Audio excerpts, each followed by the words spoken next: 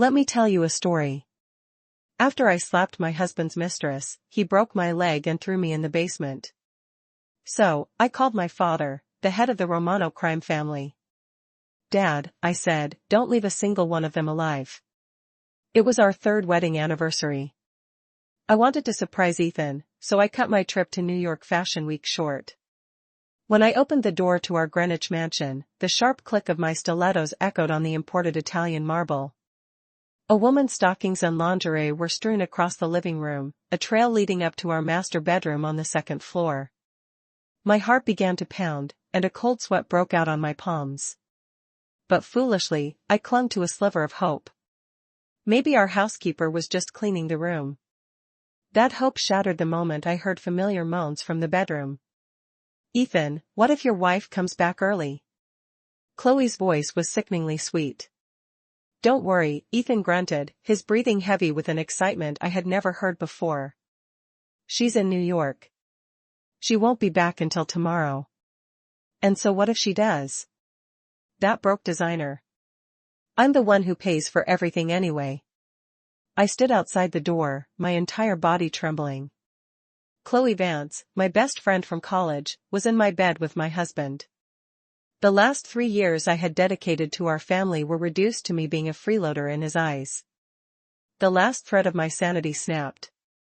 I kicked the door open. The horrific sight of 2 pale bodies tangled together burned into my eyes. Sophia. Ethan scrambled off Chloe's body. Chloe screamed, pulling the sheets over herself, but a provocative smirk lingered on her face.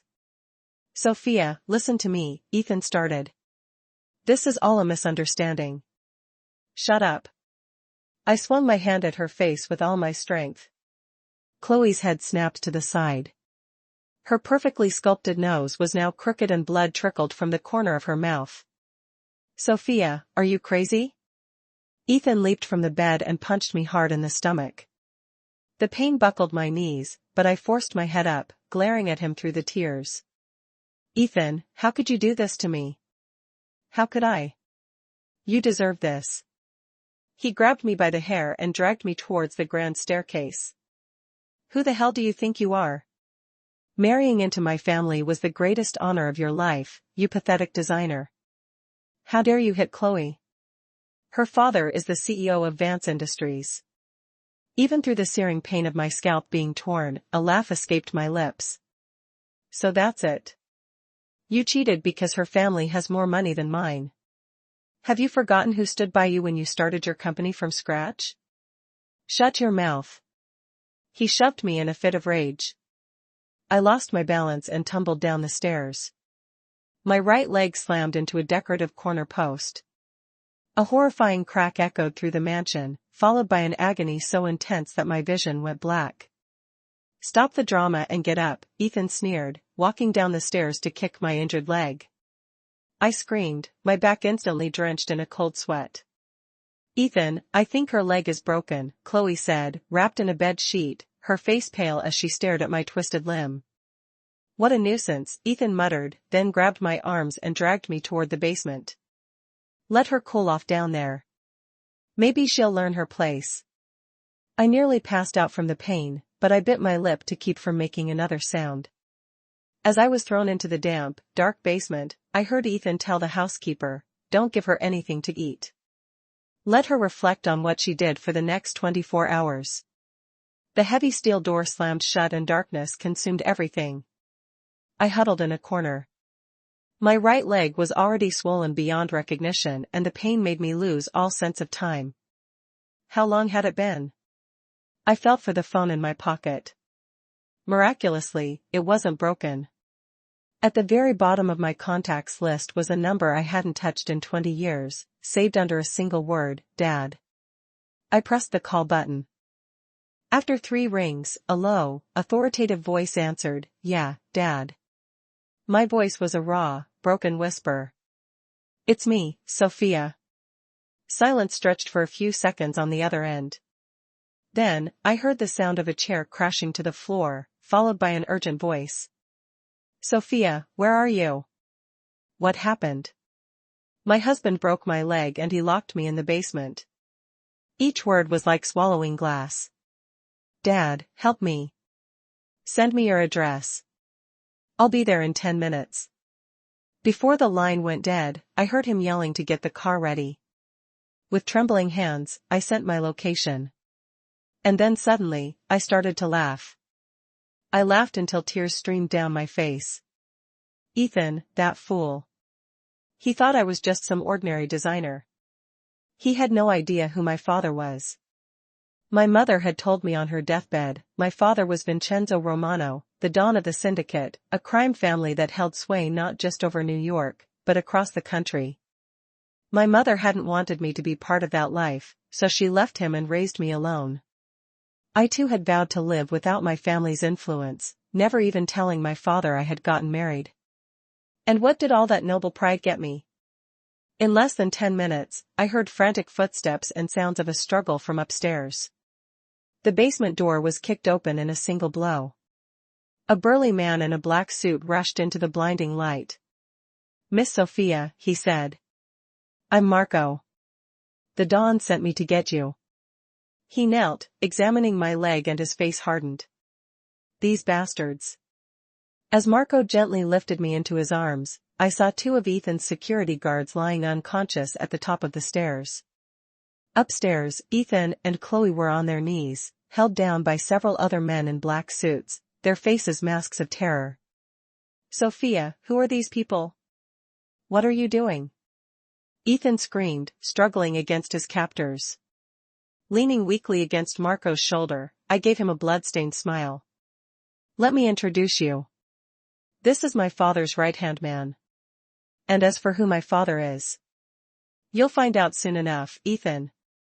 As Marco carried me towards a limousine waiting outside, I heard Chloe's hysterical shriek. "That's impossible," Sophia said. "Her father died years ago." Inside the car, a middle-aged man with salt and pepper hair was waiting anxiously when he saw my mangled state.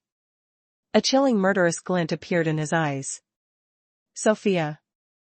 Dad will break both of his legs. Leave no one from the Vance family standing."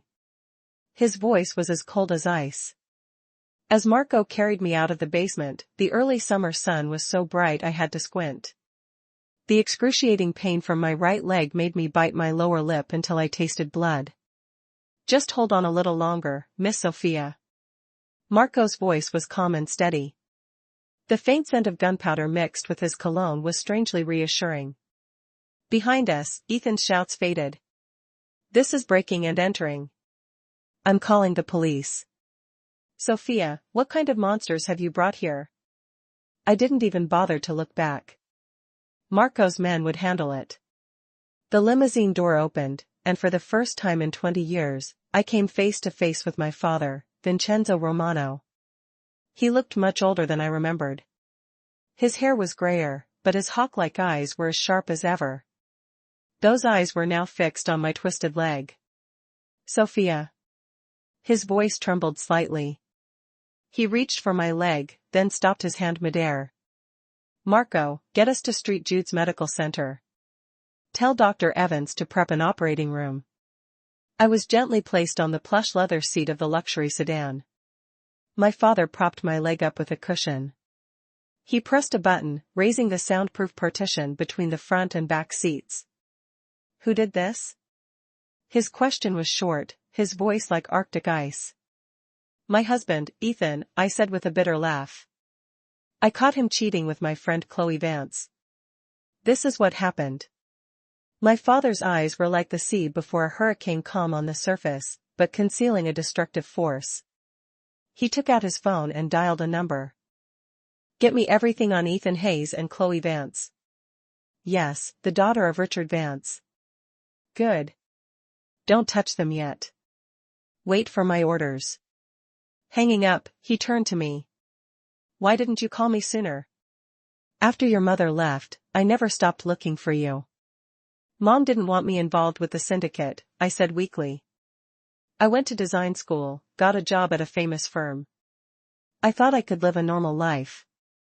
A muscle twitched in my father's jaw. "And you ended up with a beast who breaks your legs." I couldn't say anything. The city skyline blurred past the window, just like the last 3 foolish years of my marriage. At the VIP entrance of St. Jude's, a team of doctors was already waiting. Dr. Evans, one of the top orthopedic surgeons in the country, personally pushed my gurney into the elevator. My father held my hand the entire way to the operating room. His hand was rough but warm. The surgery was a success. When I woke up, I was in a hospital suite that looked like a 5-star hotel room. My right leg was in a cast elevated by a sling. Outside the window, the glittering city lights stretched to the horizon. My father was sitting on the sofa by my bed, reading through a file. Under the lamplight, his profile looked exceptionally cold and hard. "Dad," I called out softly. He immediately put the file down and came to my side. "How are you feeling?" Dr. Evans said, "The surgery went perfectly, but you'll be off your feet for at least 2 months." "Thank you." I hesitated for a moment, then asked, "Ethan, and the others?" "Marco took care of it," he said, a ruthless glint in his eyes. "Your husband thought we were just some street thugs screaming about pressing charges." I let out a laugh, then winced as the pain flared up. That fool, Ethan. He had no idea who he had crossed. The syndicate wasn't just a gang. It was a shadow power that moved pieces in politics and business across the country. Even high-ranking government officials trod carefully around my father. "Sophia, I want to hear what you think," my father said softly, sitting beside me. The syndicate's way, Ethan Hayes would be at the bottom of the Hudson River by now. I closed my eyes. I remembered the day I first met Ethan, 3 years ago. He was a young entrepreneur just starting out. He waited outside my office for a month, begging me to design the logo for his new company. He said my designs had soul. He said he'd never met a woman as special as me. "I'm going to make him feel a pain worse than death," I said, my voice as cold as ice when I opened my eyes. The Hayes family may look like legitimate real estate developers, but they built their fortune on loan sharking and illegal demolitions. I'm going to make Ethan watch it all come crashing down right before his eyes until there is nothing left, just like he did to me. A satisfied smile touched my father's lips. He pulled a thick file from his suit jacket. "Perfect timing. My people just found out the Hayes family is betting everything on a bid for the new East River development project. Their bid is full of inflated numbers." He flipped through the pages pointing to one. "And what's more interesting is that your husband embezzled $3 million of company funds to launder at a casino in Atlantic City. He still hasn't filled that hole." I took the file. My heart started to race. This evidence alone was enough to send Ethan to prison. Enough to make Hayes' construction stock plummet. "Dad, I need time," I said, taking a deep breath. "I'm going to pretend to forgive him. I'll go back to that house and gather more evidence." "It's too dangerous," my father said, frowning. "Please," I insisted, taking his hand. "I need to destroy him with my own hands." After a long silence, my father finally nodded. "All right, but Marco will be by your side 24/7. He pressed the call button and Marco, who had been waiting outside, entered the room. "From this day on, my life belongs to Miss Sophia," Marco said, kneeling on one knee and presenting me with a specially made satellite phone. "Miss Sophia, my direct line and the Dawn's emergency numbers are saved in here. If you're in any danger, press this red button. We'll be there in under 3 minutes." I took the phone. Its heavy weight felt like the key to a new life. A few days later, a terrified-looking Ethan appeared at my hospital room door. His suit was wrinkled and dark circles hung under his eyes. He clearly hadn't slept in days. "Sophia." His voice trembled. He was holding a pathetic bouquet of carnations. I had no idea your father was Don Vincenzo Romano." I composed my face into a look of weary forgiveness.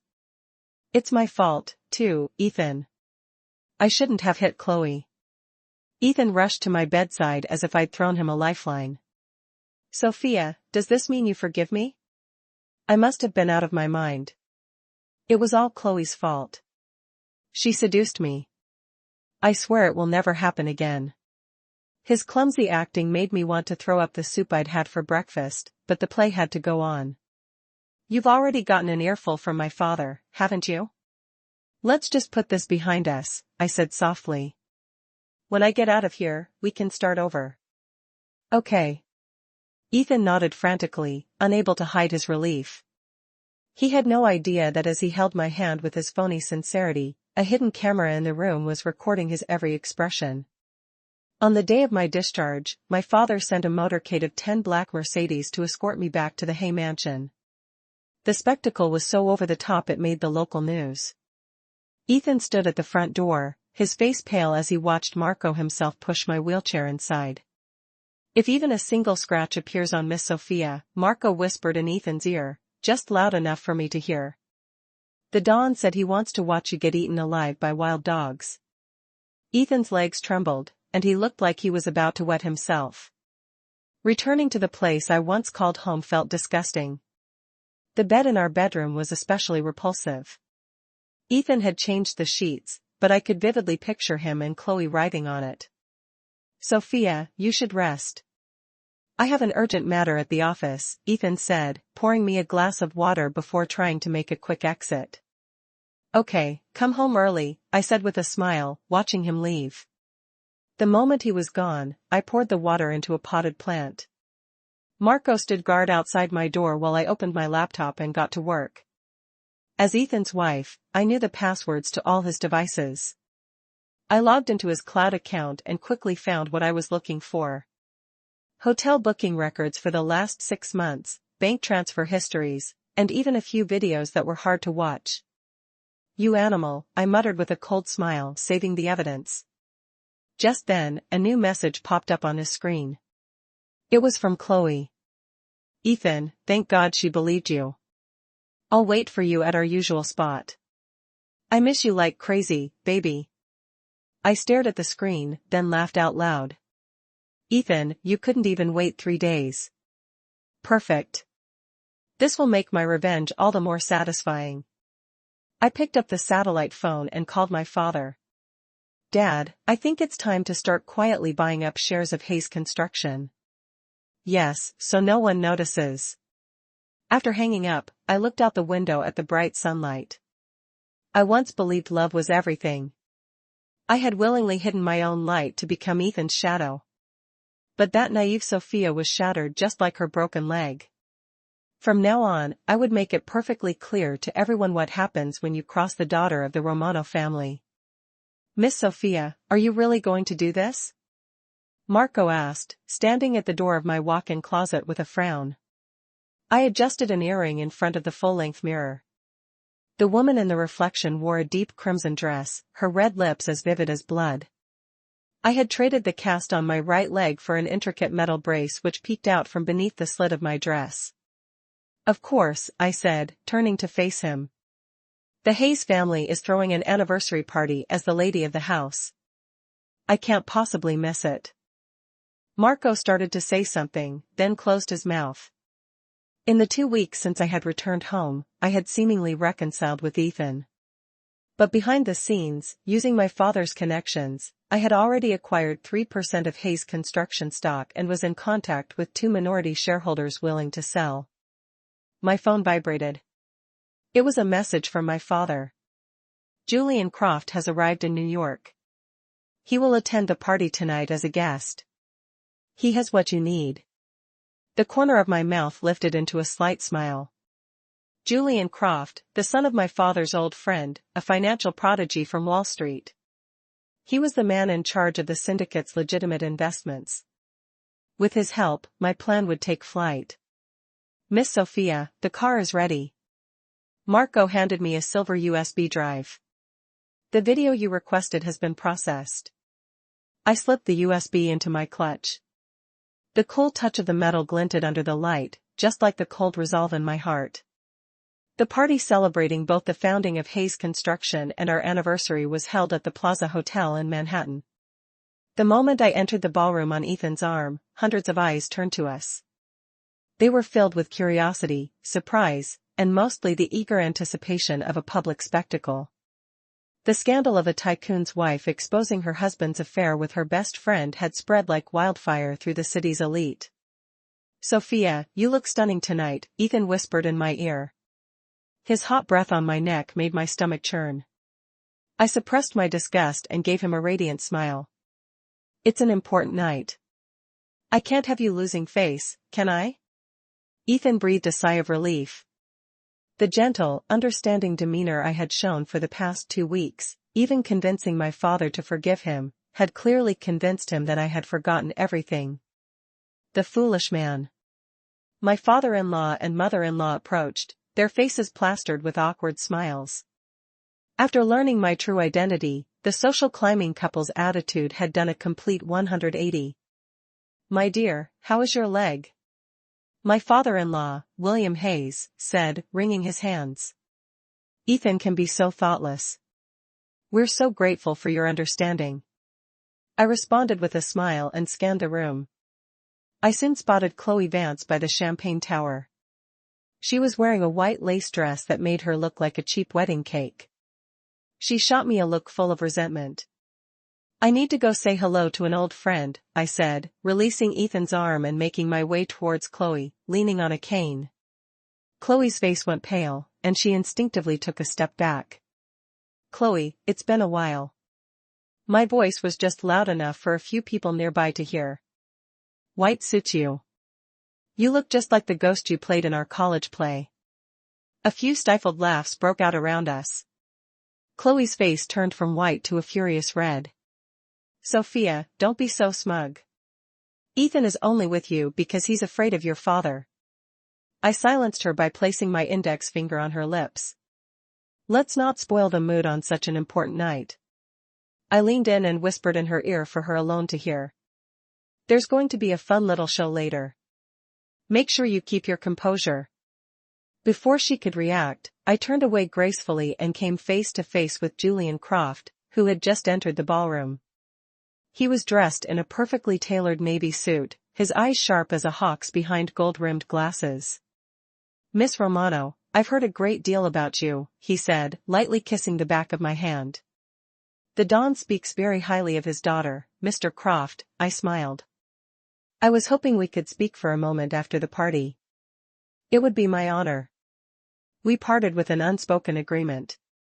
As the party got into full swing, William Hayes took the stage to boast about the glorious achievements of Hayes Construction, conveniently omitting any mention of a $3 million hole in their finances. I sat at the head table, playing the part of the perfect wife, maintaining a graceful smile and occasionally straightening my husband's tie. "Finally, I want to thank my daughter-in-law Sophia for her understanding and grace," William suddenly announced. "Everyone makes mistakes when they're young. What's important is that the family remains strong. Now, let's all raise a glass to this lovely couple." Everyone raised their glasses. I lowered my head to hide the contempt in my eyes, then looked up with a warm smile. Ethan, seemingly moved, took my hand. "Sophia, I'll spend the rest of my life making it up to you." "You won't need a lifetime," I said softly. "You can start right now." Leaving him with a puzzled look, I took my cane and slowly walked up to the stage, taking the microphone from the MC.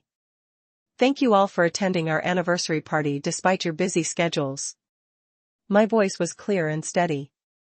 As the wife in this family, I prepared a special gift. I gestured towards the lighting booth. The ballroom lights dimmed and a massive screen slowly descended from the ceiling. Ethan's face tensed, a sense of dread dawning on him. "No, Sophia, please don't." He tried to rush the stage to stop me, but Marco appeared behind him, his hand clamping down on Ethan's shoulder like a vice, holding him in place. "Enjoy the show, darling," I said, pressing a button on the remote. The high-definition screen lit up with a crystal-clear video of Ethan and Chloe writhing on my marital bed, complete with graphic audio. A date stamp in the bottom right corner showed it was filmed while I was in the hospital with my broken leg. They couldn't even wait 3 days. The ballroom erupted into chaos. Chloe screamed and ran for the exit, but was blocked by security. My father-in-law's face turned ashen and my mother-in-law fainted on the spot. But that's just the beginning. I announced, switching the screen. Bank statements and casino surveillance footage appeared. My husband embezzled $3 million of company money to gamble in Atlantic City, which caused the East River development project to stall, leaving hundreds of displaced residents on the streets. Finally, I played an audio recording of Ethan on the phone with the head of a demolition crew. I don't care if one or two of them die. The important thing is that the site is cleared by tomorrow. The ballroom fell dead silent. I walked step by step towards the ashen-faced Ethan. For 3 years of our marriage, I secured 7 major projects for you. My designs won awards and raised Hayes Construction stock price by 30%. My voice was quiet but sharp as a razor. And what you gave me in return was betrayal, violence, and humiliation. Ethan's legs gave out, and he collapsed to his knees. Sophia, I'm so sorry. I was wrong, but I forgive you. I suddenly raised my voice, turning to the stunned guests, because I am just that loving of a wife. The room buzzed with confusion once more. My father-in-law, as if granted a pardon, scrambled onto the stage and snatched the microphone. It's a misunderstanding. It's all a misunderstanding. As you can see, my daughter-in-law has forgiven my son. Now, everyone, please enjoy the party. I descended from the stage gracefully, walking through a sea of complicated stairs toward the corner where Julian Croft was waiting. He handed me a glass of champagne, his eyes behind his glasses, shining with admiration. A magnificence. It's just the beginning, I said, taking a sip. Did you bring the files? Julian produced a folder from his briefcase. The complete shareholding structure of Hayes Construction and their real financial statements from the last 3 years. They're much more interesting than what's been made public. I opened the folder. My pupils contracted. The company's actual debt was more than 3 times the reported amount, and a massive sum of money had vanished through a series of shell corporations. This is more than enough for a short sale. More than enough, Julian smiled. I've already contacted 3 firms that specialize in short selling. They're just waiting for your signal. The party continued in a bizarre atmosphere. Ethan followed me around like a kicked dog, endlessly begging for my forgiveness. I maintained a dignified smile. The entire time, looking for all the world like a gracious wife embracing her reward husband. My dear William Hayes pulled me aside, wiping the sweat from his brow. The board of directors. Don't worry, father, I said, affectionately taking his arm. I've already told my father to halt his purchase of Hayes Construction stock. We're family after all. He let out a long sigh of relief.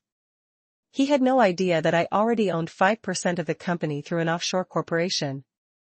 With the 8% I was set to acquire from the 2 minority shareholders, I was already the 4th largest shareholder in Hayes Construction.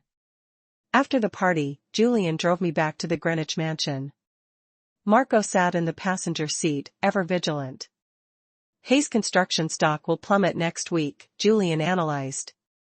The combination of the scandal you exposed tonight and the pressure from our short sellers will send it into a nosedive for at least 3 consecutive trading days. Good, I said, watching the city lights flash by. When it hits rock bottom, we'll buy up everything.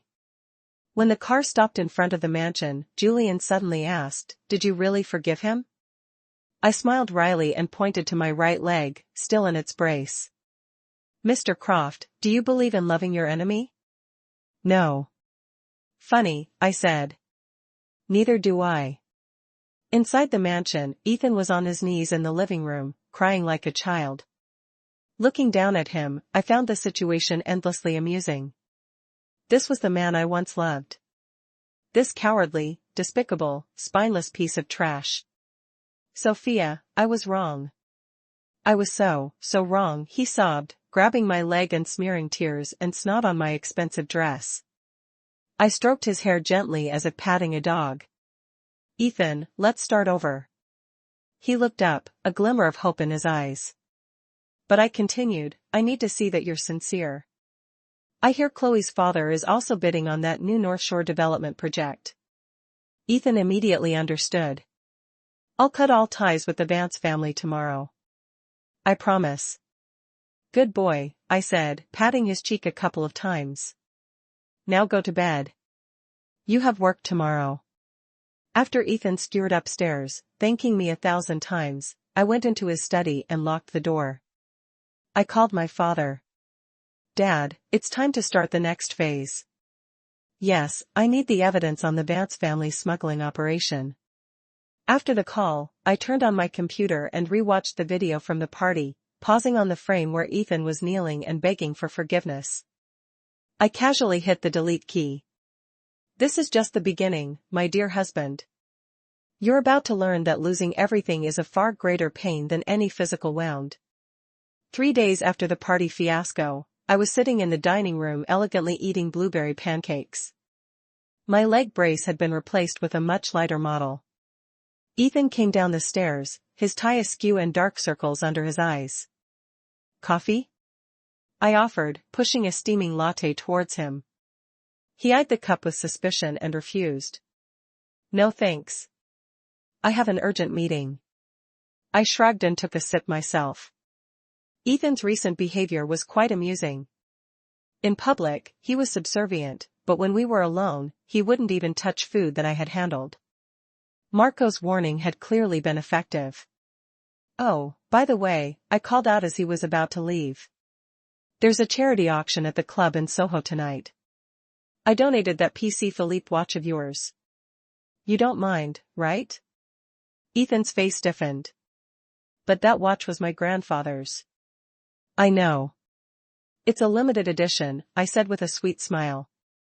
Which means it will sell for a much higher price.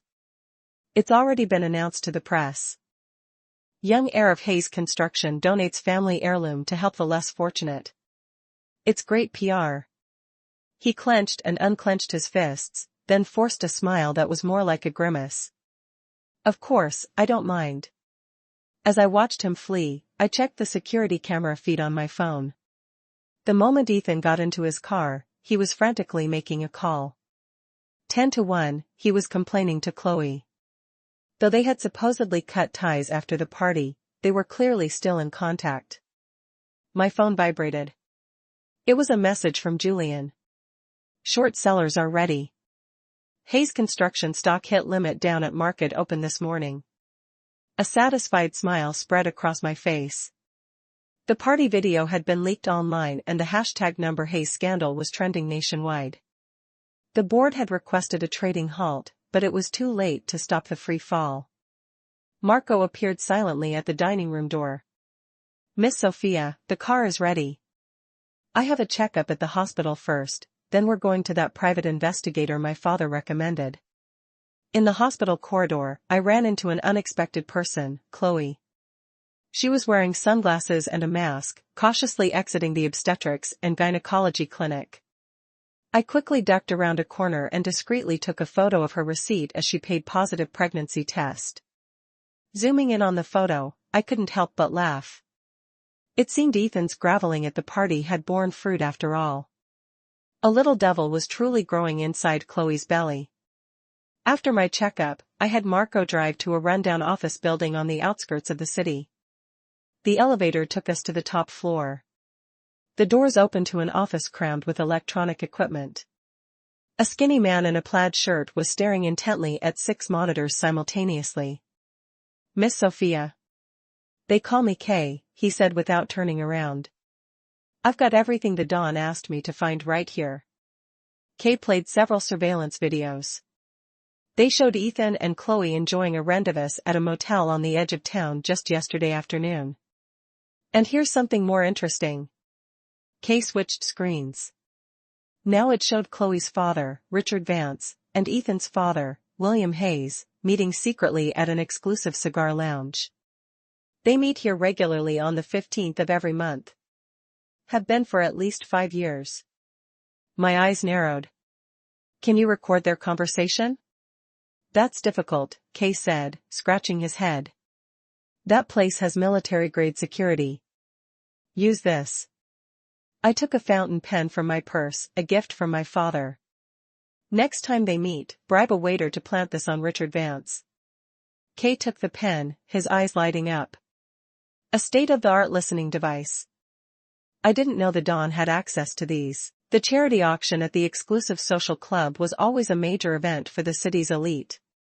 The moment I entered, the noisy hall fell silent. Soon, whispers erupted from all corners. That's the Hayes Construction daughter-in-law. I heard her father runs the entire East Coast underworld. That Ethan Hayes must be blind, throwing her over for someone like Chloe Vance. I pretended not to hear and walked to my reserved seat at the front. As soon as I sat down, a heavy perfume assaulted my nostrils. Sophia, long time no see. Chloe had appeared beside me. She was wearing a white dress, intentionally emphasizing her slightly rounded belly. I heard you're still having trouble with your leg. Such a shame. I smiled and looked at her stomach. You must be about 3 months along. You should be careful in your first trimester. Chloe's face tightened slightly. She clearly hadn't expected me to know about her pregnancy. Ethan is so excited about this baby, she said, lowering her voice, a malicious glint in her eyes. He's going to divorce you as soon as the baby is born. Is that so? I took a tablet out of my clutch and played a video. Then what do you make of this conversation from yesterday afternoon? In the video, Ethan was frantically running his hands through his hair. Why now of all times? My father is forbidding me from seeing you. The company's stock is crashing. And if that crazy wife of mine finds out I'm still talking to you, I'm finished. Chloe's face turned ashen. You. How did you didn't even bother to close the curtains in room 308 of that motel? I sighed. If you're going to cheat, at least cover the basics, my friend. The other guests couldn't hear our conversation, but Chloe's near-fainting state was drawing plenty of attention. I stood up and deliberately raised my voice. Chloe, you look so pale. Should I call a doctor? Especially with the baby on the way. What? Chloe Vance is pregnant. It must be Ethan Hayes' baby. How shameless can you be? The murmurs grew into a wave of gossip. Flustered, Chloe tripped on the hem of her dress and fell spectacularly in front of everyone. As she scrambled to her feet, a dark red stain was spreading across her white dress. Ah, my baby, she shrieked hysterically. I watched the scene with cold eyes, then calmly dialed 911. Tonight's performance was turning out to be far more interesting than I had planned. Not only had Chloe humiliated herself in public, but she had also announced her own pregnancy. The gossip columnists would have a field day tomorrow. Before the ambulance arrived, I even made a point of calling Ethan for Chloe's sake. His first reaction upon hearing his mistress had miscarried was surprisingly, damn it. Now my father's going to kill me. Hearing that, Chloe fainted. I never made it to the auction. When I returned to the mansion, Ethan was in his study, smashing things like a madman. The moment he saw me, he lunged, his eyes bloodshot. What did you do to her? Me? I blinked innocently. Everyone saw it. She tripped and fell all by herself. You, on the other hand, those words you said in the motel were very moving. Ethan froze as if struck by lightning. You were spying on me. That's not important, I said, sitting down gracefully. What's important is that I've decided to help you two get together. Let's get a divorce. I tossed the word out lightly. I'm sick and tired of this sham of a marriage. A flicker of relief crossed Ethan's eyes, quickly replaced by suspicion. What are your terms? For old time's sake, I'll only take what I'm owed. I spread out the papers I had prepared. This house is mine and I want 5% of your company shares. That's insane. Ethan shot up. Do you have any idea this house is worth $10 million? And forget about the shares. I sighed and pulled a stack of photos from a drawer. Then I guess these photos will be sent to every news outlet tomorrow morning. The photos showed Ethan not only with Chloe, but with at least 3 other women. More damningly, there were pictures of him gambling in Atlantic City, hobnobbing with local mobsters. You. Ethan's face turned a deathly gray. I'll give you 3 days. Think it over, I said, collecting the photos. Oh, and by the way, Chloe may have lost the baby, but I'm sure your father is relieved. He hates the Vance family, doesn't he? Ethan's head snapped up. How do you know my father hates the Vances? A lucky guess. I smiled. Why else would he forbid you from seeing Chloe? Ethan stared at me with suspicion, then stormed out of the room. I immediately called Kay, the investigator. I need you to dig into the relationship between William Hayes and Richard Vance. Focus on 20 years ago. After hanging up, I checked my computer for the day's harvest. According to Chloe's medical records, not only had she miscarried, but the trauma had damaged her uterus, making future pregnancies unlikely. An unexpected bonus. My phone vibrated. It was a recording from my father. I put in my earbuds. Richard Vance's furious voice filled my ears. William, have you forgotten what happened 20 years ago? If I hadn't taken care of that body for you. The recording cut off abruptly, but it was enough to send a chill down my spine. William was my father-in-law. The word body made my blood run cold. A text from my father arrived a moment later. Sophia, come see me tomorrow. There are things I need to tell you. I stared at the phone screen, my heart pounding. What happened 20 years ago? Whose body was it? And could it be connected to my mother's sudden death? Outside, a flash of lightning split the night sky. My reflection in the window was pale and cold, my eyes burning with the fire of vengeance. Ethan, did you think a divorce would be the end of this? No, it's just the signal for the next act of my revenge to begin. My father's estate was nestled deep within a bamboo forest on the outskirts of New York. A high wall surrounded the property with two men in black suits standing guard at the gate. During the entire drive with Marco, I couldn't stop thinking about that recording. Took care of that body. Those words were like thorns in my mind. We're here, Miss Sophia, Marco said softly. I took a deep breath and opened the car door. My father was in the garden practicing Tai Chi. Each movement was deliberate and powerful, belying his age. Sophia. He stopped and gestured for me to follow him inside. Is your leg better? I can walk without the cane now.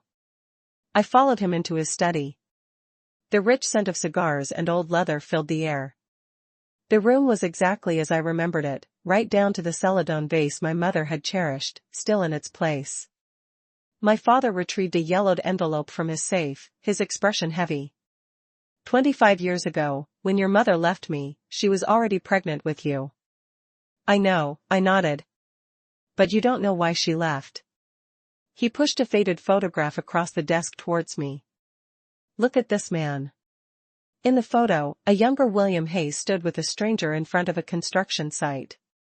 They were holding champagne glasses and a banner in the background read breaking ceremony for Hayes Construction. The stranger had his arm around William's shoulder, smiling broadly. Who is this? I frowned. Christopher Vance, Richard Vance's younger brother. My father's voice was ice and the man who murdered your mother. I dug my nails into my palms. What happened? Back then, William Hayes and the Vance family were running a redevelopment project together using illegal demolition tactics. Someone died in the process. Christopher Vance beat a protester to death. My father produced another document. Your mother happened to capture proof of it on film and was going to go to the police. The document contained several blurry photos. Christopher Vance was holding a steel pipe and a bloodied protester lay on the ground. The date on the photo was 1 week before my mother's death. Christopher found out and went after her. My father's voice trembled slightly. By the time I got there, it was too late. I stared at the photo, my vision blurring. The truth I had been told that my mother died in an accidental fall when I was 5 was a horrific lie. The police had closed the case so quickly because the Hayes and Vance families had pulled strings. What about Christopher Vance? My voice was a raw whisper. Dead. My father sneered. Died in a car accident 3 days after the funeral. I looked up sharply and the look in my father's eyes told me it was no accident. William Hayes and Richard Vance covered everything up, my father said, gathering the documents. I've been collecting evidence for years, but their roots in politics and business run too deep. Until you married Ethan Hayes. I finally understood my father's silence. You were waiting for me to find out the truth. I didn't want you to be blinded by revenge, he sighed. But now you have your own reasons to seek it. I stood up and walked to the window. The bamboo forest swayed in the wind, sounding like the whispers of 1,000 ghosts. My gentle mother, who had taught me to paint, had met such a brutal end. Dad, they have to pay the price in blood, I said, turning back to him, my voice strangely calm. Not just Ethan, but the entire Hayes and Vance families. A look of satisfaction crossed my father's eyes. Do you have a plan? First, we need to make them turn on each other. I opened my phone to a report Julian had just sent. The defective steel rebar used in the Hayes Construction East River project was supplied by a shell company controlled by Richard Vance. My father's eyes gleamed. You're trying to drive a wedge between them. The media is already prepped, I said, glancing at my watch. In an hour, the news about the East River project's potential collapse will be front-page financial news. My father poured me a glass of whiskey. As for Richard Vance, I've already tipped off customs about his smuggling containers. They're making their move tonight. Our glasses clinked. In that moment, I was truly my father's daughter. No longer the foolish woman who cried within the confines of her marriage. As I was leaving the estate, Marco handed me a file. Miss Sophia K. found these internal documents from Hayes Construction. I skimmed through the confidential files, a smile playing on my lips. Ethan's embezzlement was far worse than I had thought. He hadn't just lost money gambling. He had forged board meeting minutes to secretly mortgage the company's core assets. Marco, change of plans. Take me to the Hayes Construction headquarters, I said suddenly. It's time to pay my dear husband a visit. In the top floor boardroom of the Hayes Construction building, an emergency board meeting was underway. Through a secretary loyal to my father, I was getting a live feed of the meeting. The East River collapse is an accident. The media is exaggerating. I could hear Ethan's frantic voice through my earpiece. The most urgent thing now is to stabilize the stock price. Mr. Hayes, the problem isn't just the media, came an older man's voice. It was Mr. Chen, a veteran board member. The safety inspection report just came in. All the materials failed. The supplier is an affiliate of Vance Industries. How do you explain that?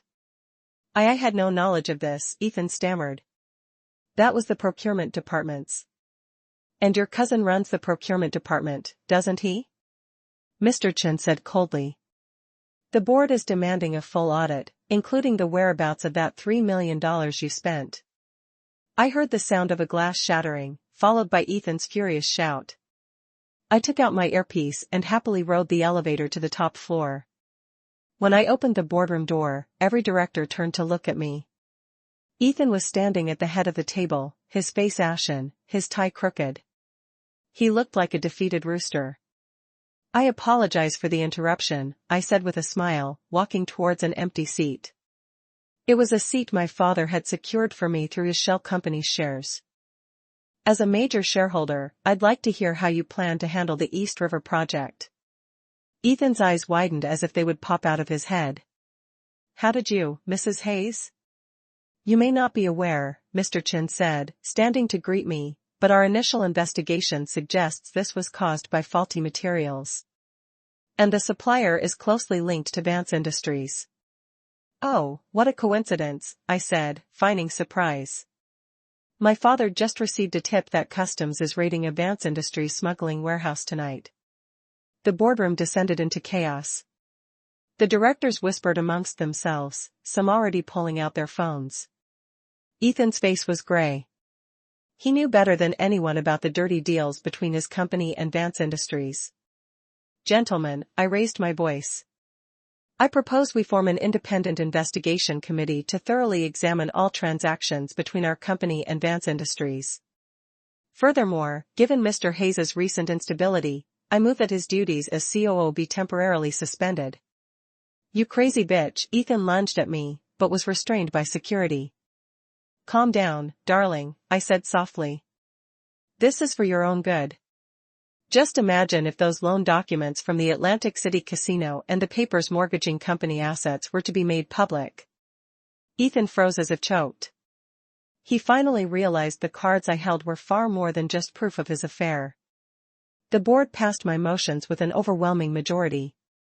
As I left the building, the sky was stained a blood red like the impending fate of the city's power structure. My phone vibrated. It was a message from Julian. Short sale successful.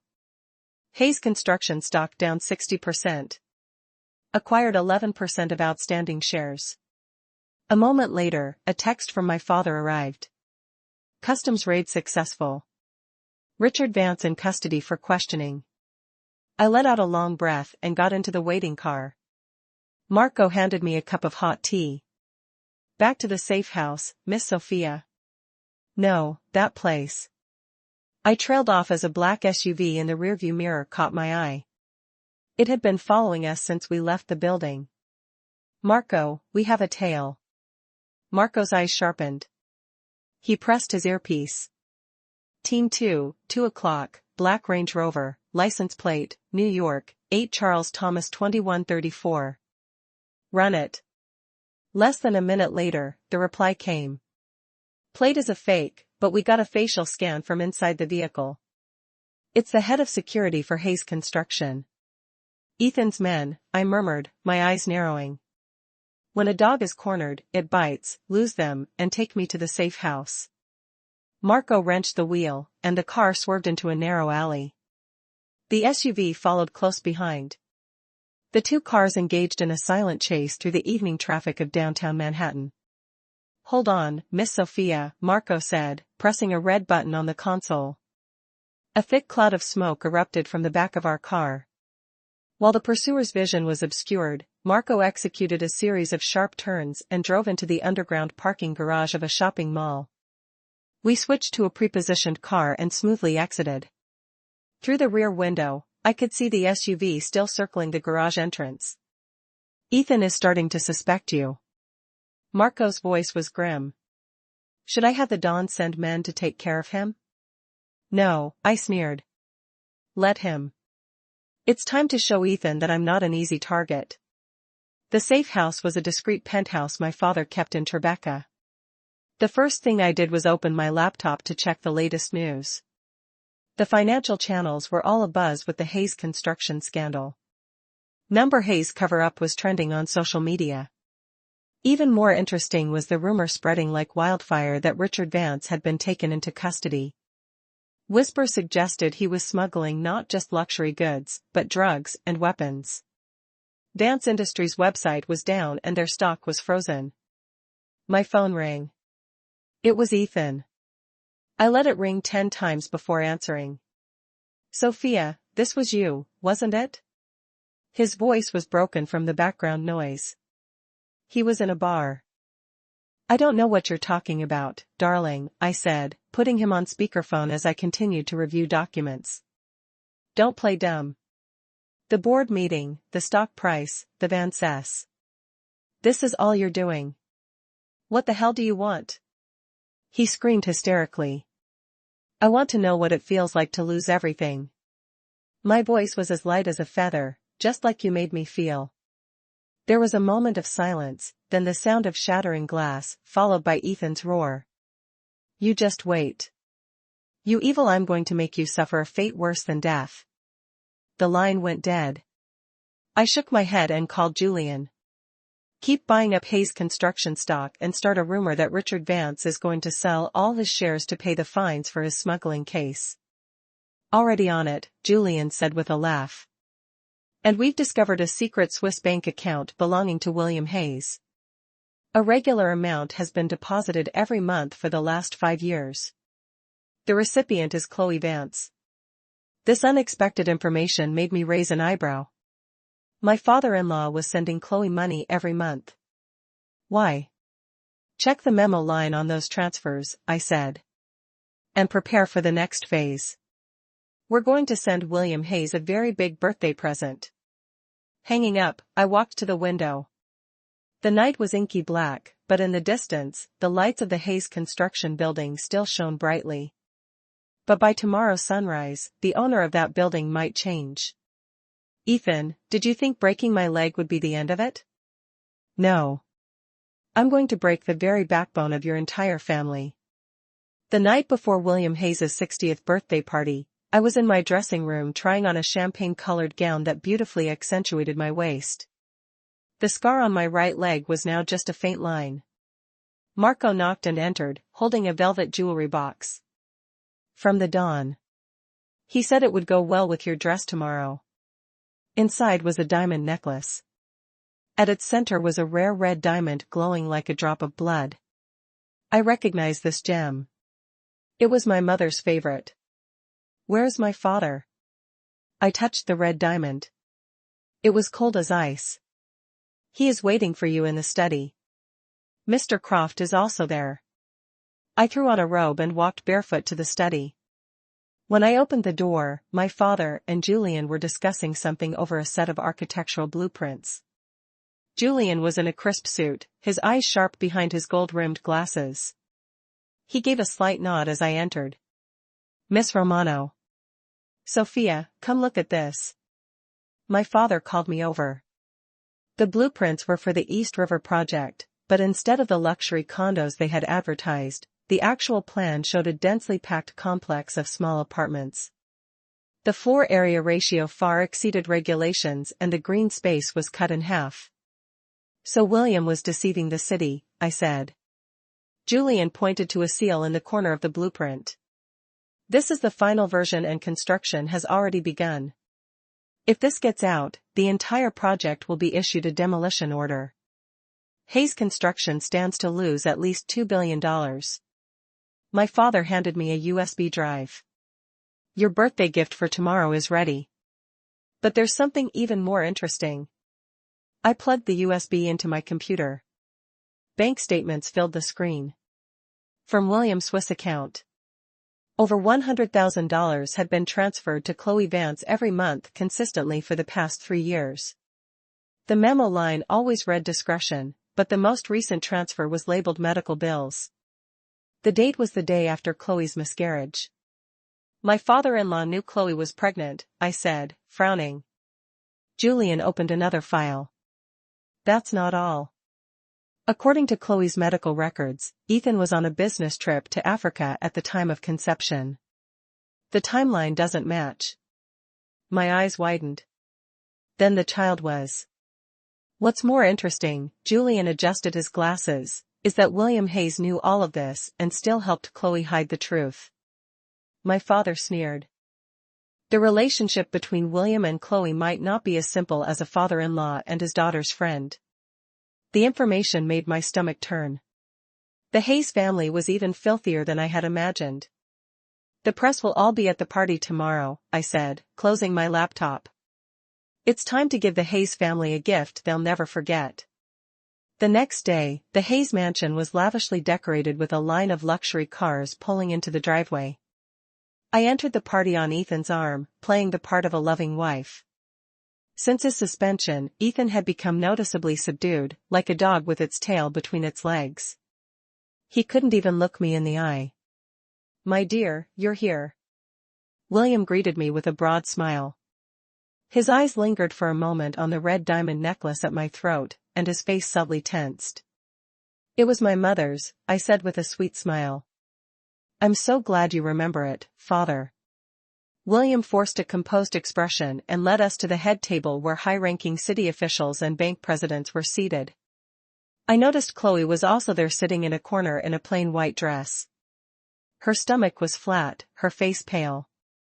When she felt my gaze, she lowered her head and fiddled with her napkin. The party reached its peak and the MC announced the toasts. William took the stage, boasting about Hayes Construction's achievements, never mentioning the recent scandals. Applause erupted as if the stock market crash and construction disaster had never happened. And finally, I thanked my daughter-in-law, Sophia, for her understanding and grace. William raised his glass. As another round of applause broke out, I gracefully stood up and walked toward the stage. Under the table. Ethan desperately tugged at my dress, but I easily sidestepped him.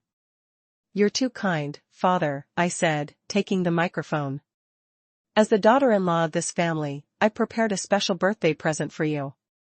I gave Julian a nod.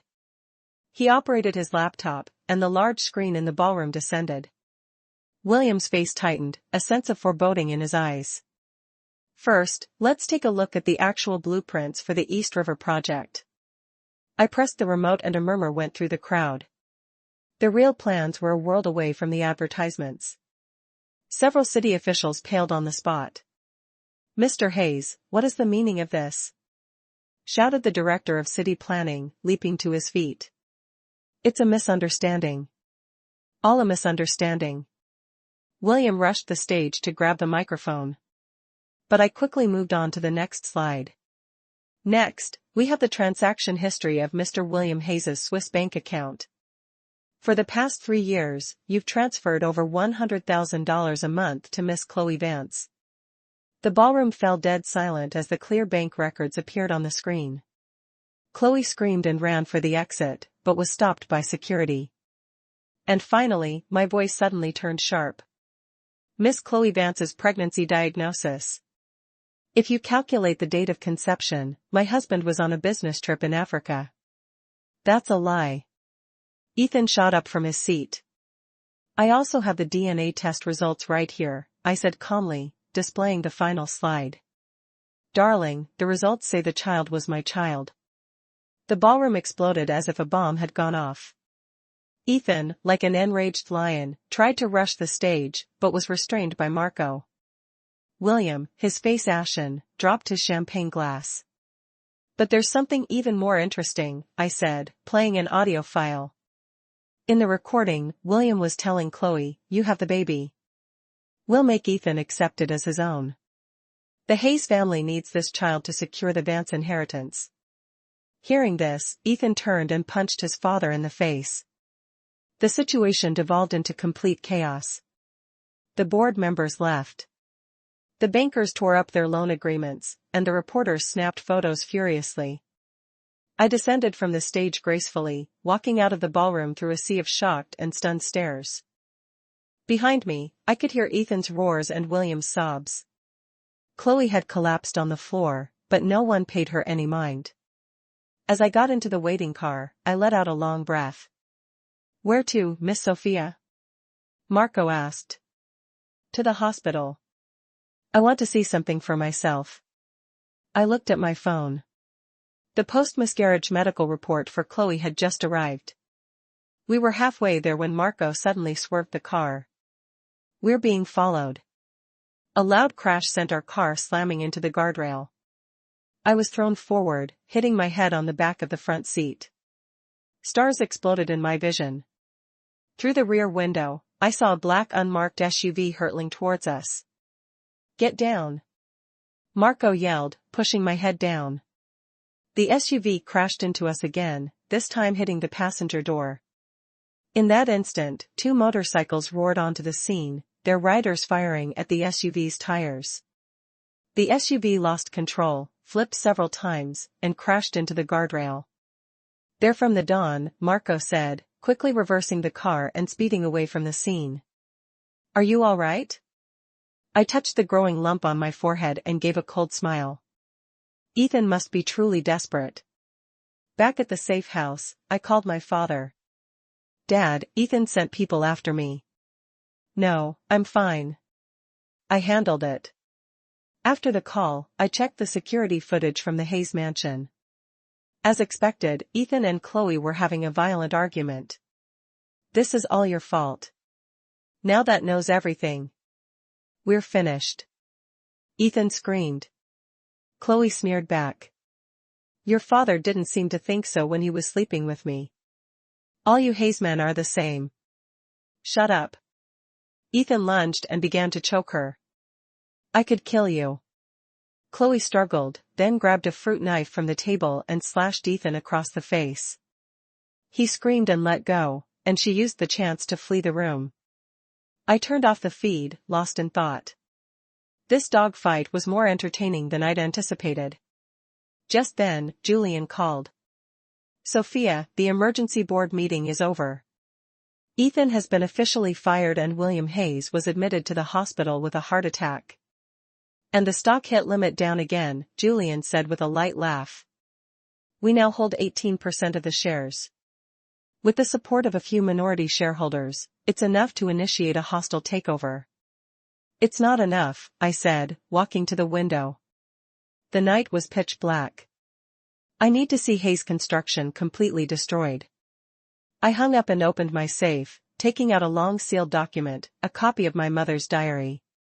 Inside, she had detailed the entire process of discovering the crimes of the Hayes and Vance families. The final entry was dated the day before her fatal fall. Mom, it's almost over, I whispered. None of them will get away. The next morning, Marco banged on my door. Miss Sophia, there's a problem. Ethan and Chloe have disappeared. The mansion is in chaos. I shot out of bed when around 3 a.m. the security guard was knocked out and the CCTV footage was wiped. Marco handed me a tablet, but a street camera caught them being forced into a silver van. In the grainy footage, Ethan and Chloe were being dragged into the vehicle by men in black. It didn't look voluntary. Those aren't our men. I frowned. Run the plates. They're fake. Marco shook his head. But the van was heading towards the docks. I immediately called my father. But a stranger's voice answered, Miss Romano, if you want to see your father and your husband again, come to the warehouse at Pier 3 alone. Otherwise, Ethan's desperate screams echoed through the phone. The abandoned warehouse at Pier 3. The salty sea breeze carried a fishy stench. I stood in the darkness, my hand on the small pistol hidden in my sleeve. The cool metal was a small comfort. Marco and 6 of my men were positioned around the perimeter, ready to move in. Recon complete. Miss Sophia. Marco's voice came through my earpiece. 2 guards at the front door, 2 at the back. Total of 4 outside. Don't recognize their faces. Not local. Father. Thermal imaging shows 4 heat signatures inside. 2 standing, 2 seated. One of the seated figures matches the Don's build. I took a deep breath. Proceed as planned. 5 minutes later, I heard a series of dull thuds from the back of the warehouse, followed by the sound of bodies hitting the ground. I took that as my cue, approached the front door, and deliberately stepped on a piece of broken glass. Who's there? A tense voice called from inside. It's Sophia Romano. You told me to come alone. The steel door creaked open and the muzzle of a gun was pressed to my forehead. The man holding it was a brute with a nasty scar under his left eye. Pat her down, he ordered. I calmly raised my hands and allowed another man to search me. They took my phone and wallet, but missed the blade in my boot and the pistol up my sleeve. Get in. The scarred man shoved me inside. The warehouse was dark and damp, lit by a single bare bulb hanging from the ceiling. A man in a black trench coat sat with his back to me. On either side of him stood armed guards on the floor. Ethan and Chloe were huddled together, hands tied and mouths gagged, their faces bruised and bloody. My father was nowhere to be seen. Miss Romano, I've heard a lot about you, the man in the trench coat said, slowly turning around. I didn't recognize him. He was in his early 40s with a hooked nose and a long scar that ran from his cheek down to his neck. Where is my father? I asked bluntly. The man grinned, revealing yellowed teeth. Don Romano is perfectly safe. Relax. I brought you here to make a deal. What kind of deal? The territories left behind by the Hayes and Vance families, he said expertly flipping a butterfly knife between his fingers. You did a very thorough job cleaning house, Miss Romano. Our boss was very impressed. And who is your boss? That's not important. He stood and walked over to Ethan, lightly tracing his cheek with the tip of the knife. What's important is that we can work together. You get your revenge. We take over their businesses. What do you say? Ethan's eyes were wide with terror and he shook his head, making muffled noises. Chloe had already passed out. I sneered. You kidnapped my husband just to propose a partnership. We couldn't get a meeting with someone of your stature any other way. The man shrugged. Besides, consider this us doing you a favor. After this idiot tried to run you off the road, I slowly walked towards the center of the warehouse. The click of my heels echoing on the concrete. Let me guess, you're with the Falini family. I hear you've been losing a lot of business to my father lately. The man's face tightened and his knife flipping faltered. You're well informed, Miss Romano. That's not all. I stopped about 10 feet from him. I also know about the shipment you're bringing into this pier tonight. I believe an anonymous tip has already been made to customs. You. The man lunged at me with the knife. At that exact moment, the warehouse ceiling exploded and dozens of smoke grenades rained down. Accurate smoke filled the space instantly. Gunshots, shouts, and footsteps created a symphony of chaos. Get down, Miss Sophia. Marco's voice yelled through my earpiece. I dropped to the floor, pulling the pistol from my sleeve. Through the smoke, I saw the scarred man stumble past me. I shot him in the knee. He screamed and collapsed. 5 minutes later, when the smoke cleared, a dozen heavily armed men in tactical gear had secured the area. The man in the trench coat and his crew were on the ground, and Ethan and Chloe were lying in a corner like dead dogs. The dawn will be here shortly, Marco said, brushing the dust off my clothes. Are you all right? I'm fine. I walked over to Ethan and ripped the gag from his mouth. Darling, your new friends don't seem very reliable. Sophia, please save me. They were going to kill me. Ethan begged, tears and snot running down his face. What a shame they failed. I stood and turned to Marco. Take these men to the police station. The charges are kidnapping and attempted murder. Attempted murder? Marco looked puzzled. I pointed to a security camera in the corner of the warehouse. I have them on tape confessing to everything, including admitting they planned my car accident yesterday. Hearing this, Ethan suddenly screamed. Sophia, you shovel, this was all your setup. Marco kicked him silent. I shook my head and called my father. Dad, it's handled. The Falcons tried to make a move. Yes, customs has been notified. I'll wait for you. I hung up and walked out. Ethan collapsed into his chair, looking like his soul had left his body. In the dusty attic of my father's estate, I found my mother's brown leather diary. May 3rd, 1998. I got the definitive proof on film. Christopher Vance beating a protester to death at the construction site. I have to go to the police tomorrow. May 4th.